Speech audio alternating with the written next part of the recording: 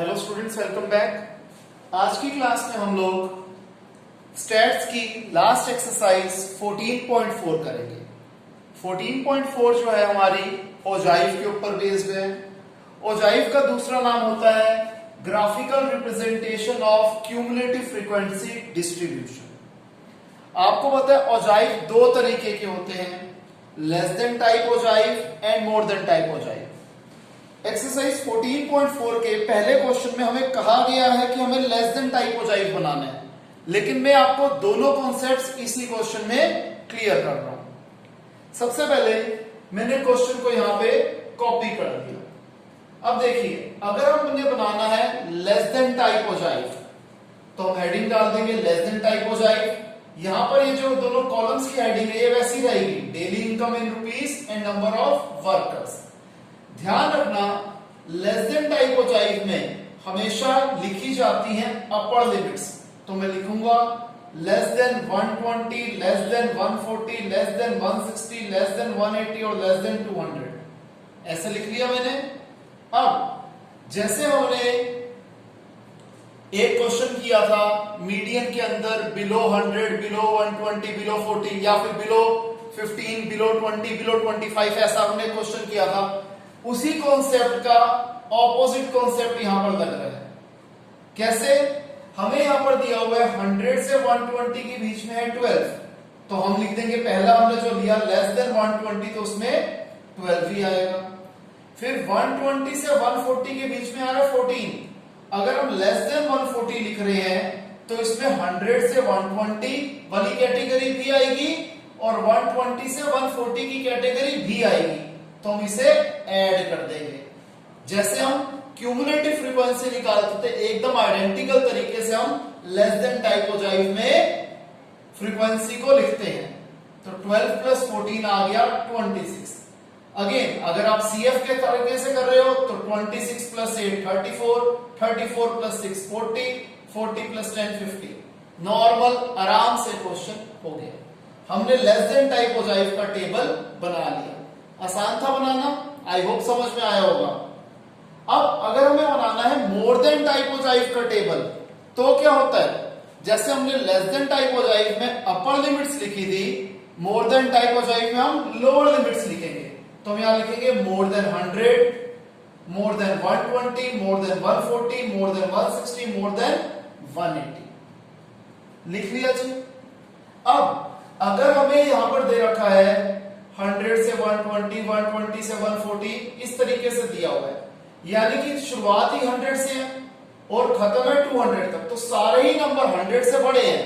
तो more than 100 में क्या आ जाएगा? इसका टोटल जो कि है 50। अब मोर देन 120 में क्या आ जाएगा?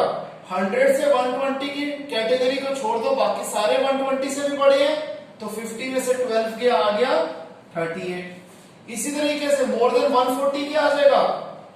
जो 140 के बाद वाली कैटेगरीज है, यानी कि टोटल में से ये दोनों को सब्ट्रैक्ट कर दो, या फिर अभी जो हमारे पास 38 आया था उसमें से 14 सब्ट्रैक्ट कर दो, 24 आ गया। इसी तरीके से जो हमारे पास 24 आया उसमें से हम 8 सब्ट्रैक्ट कर देंगे तो 16 आ जाएगा। 16 में से 6 को सब्ट्रैक्ट कर देंगे तो 10 आ जाएगा। इस तरीके से लेस देन टाइप ओजाइव और मोर देन टाइप ओजाइव के कॉलम्स बनते हैं, टेबल बनते हैं। इसके बाद इसकी प्लॉटिंग, ये नॉर्मल है जैसे हमने क्लास 8th 9th 10th में हमेशा हम करते आए हैं, कुछ भी नया नहीं है। एक एक करके हमने एक्स एक्सिस पे बना दिया daily income in rupees, Y axis पे बना दिया हमने number of workers. Number of workers थोड़ा अनटाइडी सा है स्पेस की कमी के कारण, 10-10 का हमने गैप भी दे दिया। अब यहां पर 120 के सामने क्या है 12, तो हमने 120 के सामने 12 की प्लॉटिंग कर दी। यहां पर प्लॉटिंग आपको शायद एग्जैक्ट नहीं मिलेगी, जब आप अपना क्वेश्चन ग्राफ में फेयर तरीके से बनाएंगे तो आपकी प्लॉटिंग एकदम एक्यूरेट आएगी। आपको पता है 10 small division is equal to 10 unit का हम यूजुअली लेते हैं। यहां भी 10, 20, 30 है तो 10-10 का गैप होगा, तो 10 स्मॉल डिवीजन की वैल्यू अगर 10 है तो 1 स्मॉल डिवीजन की वैल्यू क्या आएगी? 1। तो 10 के बाद फर्स्ट और सेकंड, जो सेकंड स्मॉल डिवीजन होगी उसमें हम 12 मार्क कर देंगे।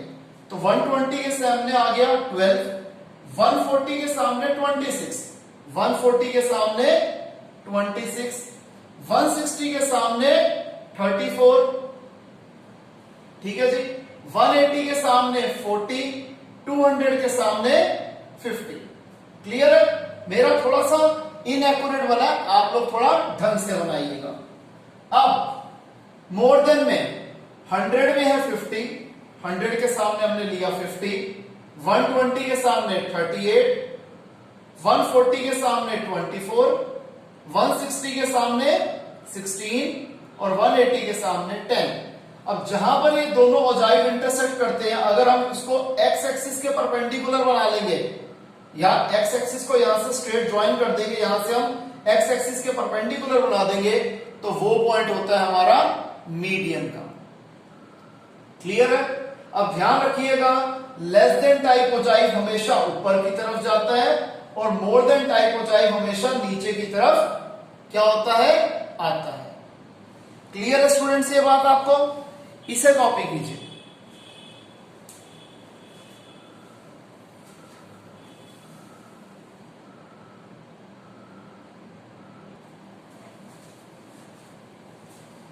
तो आइए स्टूडेंट्स, एक बढ़िया सा क्वेश्चन हम और कर लेते हैं, जो कि है हमारा एग्जाम्पल नंबर 9। ये क्वेश्चन हमें मोर देन की फॉर्म में दे रखा है। हमें एक ही ग्राफ के अंदर मोर देन टाइप औजाइव और लेस देन टाइप औजाइव बनाना है। मोर देन टाइप औजाइव का तो हमें टेबल दिया हुआ है, तो हमने सिंपल इसको रिप्रेजेंट करना है अपने ग्राफ में, ठीक है जी, जिसे हम कार्टेशियन प्लेन भी कहते हैं। और यहां पर यहां पर कार्टेशियन प्लेन नहीं, हमारा नॉर्मल ग्राफ है।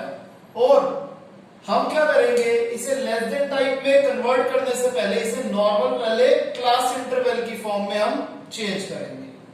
तो क्या करते हैं हम, जैसे ये मोर देन और इक्वल टू 5 है, फिर 5 का गैप है, तो हम क्या कर लेते हैं, मोर देन 5 है यानी कि 5 से बड़े से शुरू होगा, तो हम 5 to 10, 10 to 15, 15 to 20, 20 to 25, 25 to 30, 30 to 35 और 35 to 40 हमने बना लिया।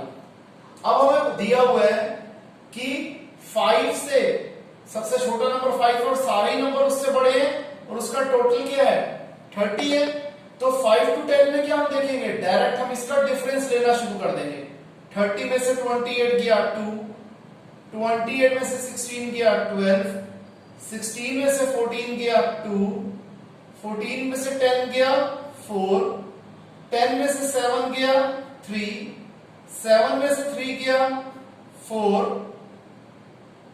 ठीक है जी। और एक सेकेंड,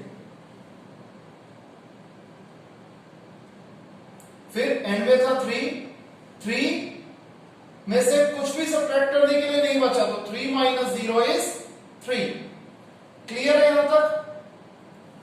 अब देखिए, अब अगर हमने इससे क्या बनाना है, लेस देन टाइप औजाइव बनाना है। ये हमने अभी पहले भी डिस्कस किया था कि लेस देन टाइप औजाइव में हम अपर लिमिट्स ले लेते हैं, लेस देन 10, 15, 20, 25, 30, 35, 40।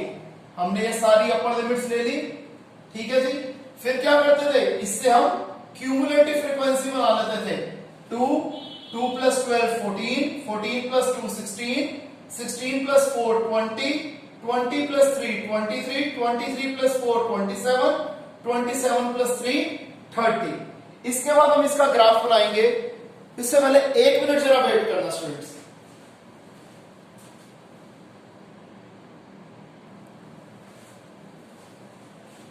अच्छा, अब हम क्या करेंगे कि जैसे मोर देन टाइप औजाइव था, इसको तो हमने अब टेबल में इसकी प्लॉटिंग कर देंगे ग्राफ में।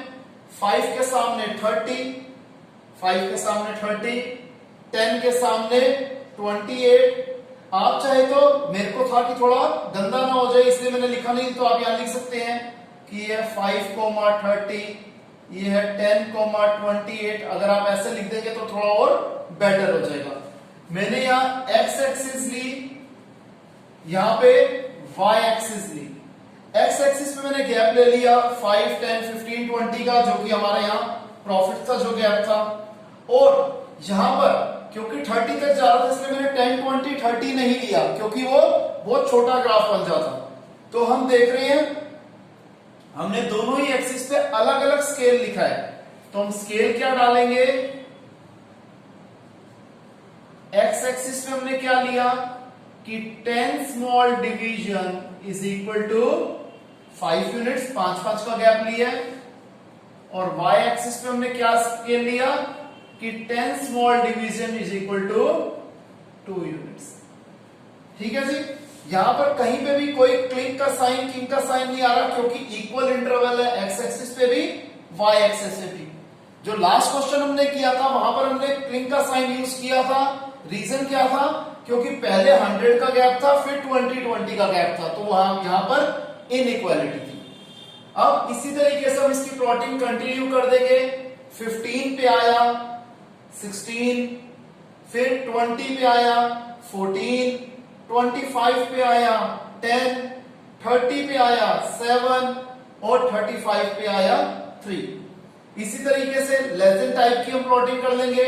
10 के सामने आ रहा है 2, 15 में 14, 20 में 16, 25 में 20, 30 में 23, 35 में 27 और 40 में 23।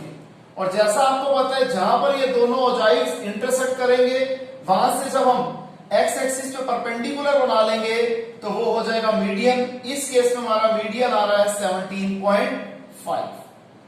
क्लियर है स्टूडेंट्स? तो यहां पर हमारा ओजाइव का कॉन्सेप्ट कंप्लीट होता है। आई होप आपको समझ में आया होगा। किसी स्टूडेंट को कोई भी डाउट होगा तो हम लाइव क्लास में उसे जरूर कवर करेंगे। तो आज के लिए इतना ही, मिलते हैं नेक्स्ट क्लास में, तब तक के लिए बाय, टेक केयर।